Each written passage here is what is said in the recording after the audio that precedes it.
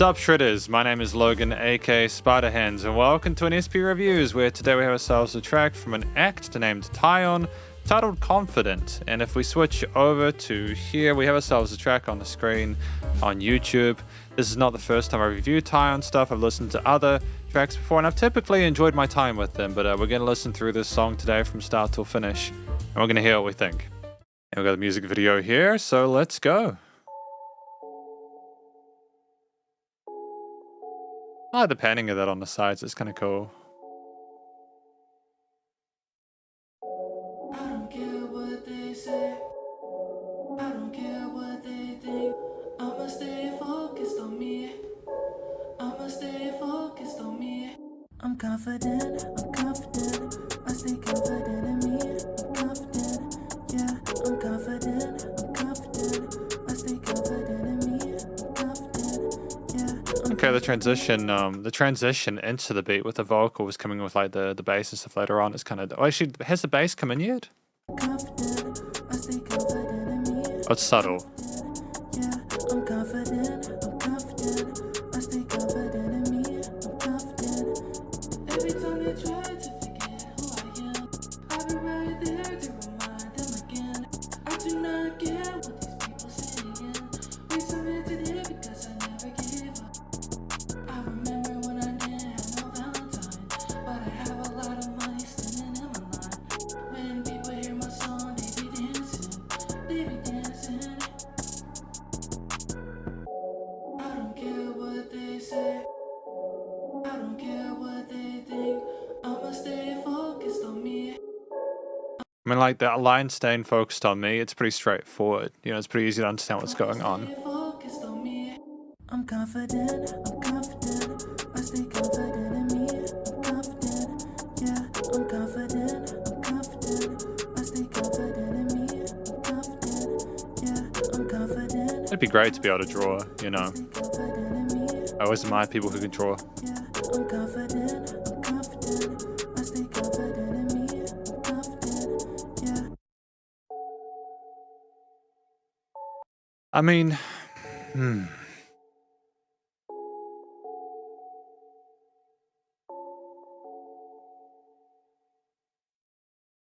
like this track is fairly straightforward. Because, just a moment. Welcome to the conclusion of my review of this track from an act named Tyeon titled Confident.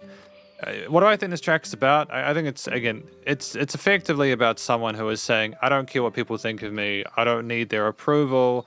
I'm just going to keep focused on what I'm doing. You can see the imagery of like Tyeon with the 100,000 subscriber button, you know, like, it like showing us off his moves and stuff like that. He's clearly the kind of person who's sort of very happy where they're at. And they aren't going to let other people take them down. And I think that, you know, the level of confidence is important, especially in the music industry. If you're going to try and put your name out there, the last thing you want is to worry when people say things that you might not like, to an extent, especially if they're unjustified, you know. But I think that there's something quite neat about the fact that we chose such a chill sort of like theme behind it, as if we were really not sort of phased by it. The vocals on top of that theme with the story in mind are it's very similar to a lot of Tyeon's previous performances, where we've got like ourselves in the standard stereo field. We don't necessarily add much more than that in terms of like side chaining or like double layering or anything like that. It's just us kind of like sort of melodically rapping over the top, and that's enough. You know, it's enough to communicate the perspective and point that we want to, and that's all good. I think that we chose some melodies and ideas for those sequences which worked with the backing there, with the synths, the bass, and the drums as the main elements in there. And ultimately, it was just nice to have those kind of bum, bum, bum, those initial sort of synthy bits at the start to kind of invoke a bit of mystery to it. It's a confidence that is like it's quiet, sort of calm confidence. The theme behind what Tyeon was doing with the vocals was solid. Again, I appreciate that we didn't just have everything at once. The bass and the drums came in a bit later on, with the synth kind of repeating a kind of a melody that we had throughout most, if not all, of the track there, and that being sort of the main sort of point of like anchoring outside of the groove from the drums. And the bass was pretty subtle in this one.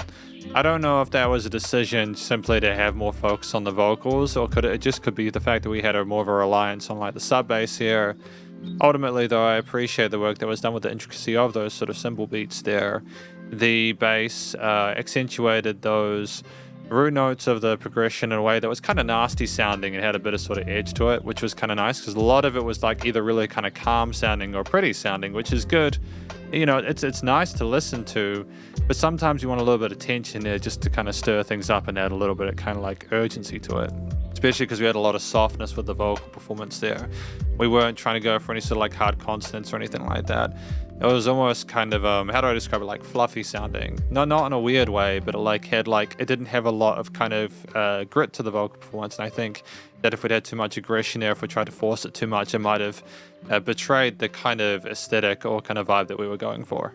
The track at 2 minutes was nice and short. It had like a verse section, a couple of hooks as far as I'm aware, and that was honestly enough. We didn't necessarily need to communicate more than that. The idea of confident, it's a simple kind of concept. We simply wanted to let the listener know that we weren't bothered with release previous tracks, and if we did have any sort of like issues with that, people just needed to sort of like just kind of, I suppose, cope, So in that respect, I think it was sensible to have a theme there that relied on. It was like a bit sad, I think, just to sort of be sort of more fashionable than anything else there. If it had been too sort of cheery, it might have sounded a bit cheesy sounding. So I appreciate the fact that we kind of went for some minor triads and harmonies there, with again drum beats more sort of like it's more sort of like appropriate for the style of music, the kind of rap and hip hop stuff that we're kind of going for there.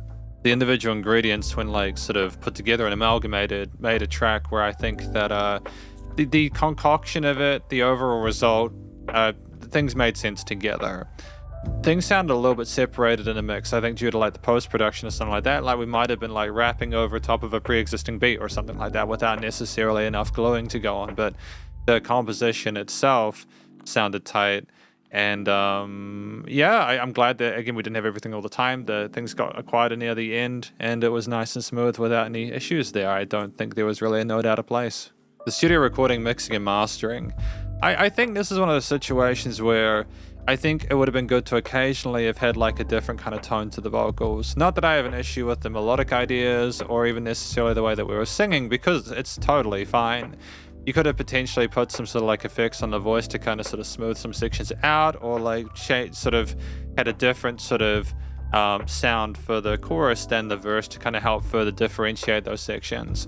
When we have a similarity to the way that the sections are put forward, even in a shorter track, it can be good to have that variety there, because a lot of people, I remember reading a study of like a lot of people who use TikTok, for example, struggle. This makes me sound like such a boomer, I know, but my understanding is that the level of attention people have has gone to a point where if you have a minute-long video, if it goes longer than that, it can be like the urge to swipe to the next one can be very, very high. And so if we have too much of the same, if we don't have different vocal sounds per part, it can be a little bit kind of off-putting for people, even if they quite like the music.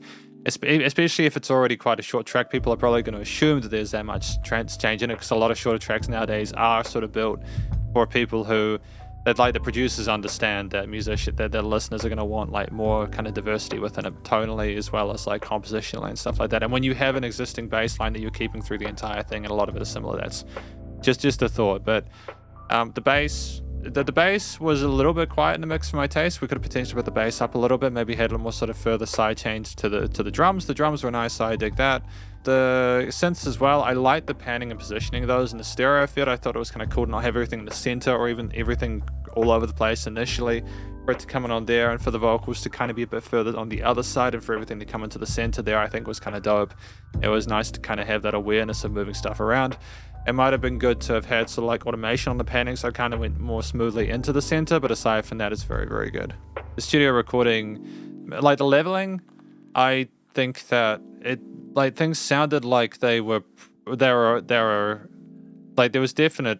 The leveling was okay. I think I'm not quite sure if it was mixed in mono. Like if you mix in mono, you can kind of hear how it's going to sound like on multiple different devices at once. For example, if you listen through headphones and then through speakers, it's a different experience to if you're mixing through like hearing it through a phone, for example. So it can be good to check mixes in stereo and mono.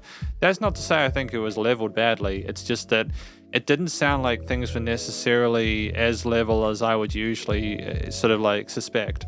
And considering that a lot of Tyeon's previous stuff has been pretty well leveled, I just would like, if we were to kind of put this on an EP or an album, I'd be good just to double check how things are kind of butting up against each other before that. But this is still good. It's just, I'm just wondering if there's room to sort of like double check stuff before the final release. But there was dynamic range. It wasn't the same loudness the entire time, which was good. And it was nice and loud without pumping. Well, it wasn't nice and loud though. There was a bit of loudness to it. I don't know what the LUFS is. I'm not sure if the vocals were niched at like what frequency they are at. I think it comes down to how things were sort of leveled and glued. I think it could. I don't necessarily know if it needed to be louder either. I think it was a nice loudness. There wasn't any sort of like pumping or anything like that, so the bus limiting compression was handled. But I mean, effectively, this is my review of this track from an act named Tyeon, titled Confident, and hopefully you enjoyed it. If you did, please do go show us some love via the various social medias and YouTube page, and stay cool and stay safe, and please remember to support your local musicians and artists at this point in time, as either help more than ever with crazy stuff going on in the world, and I'll catch you in the next review. Spiderhands out.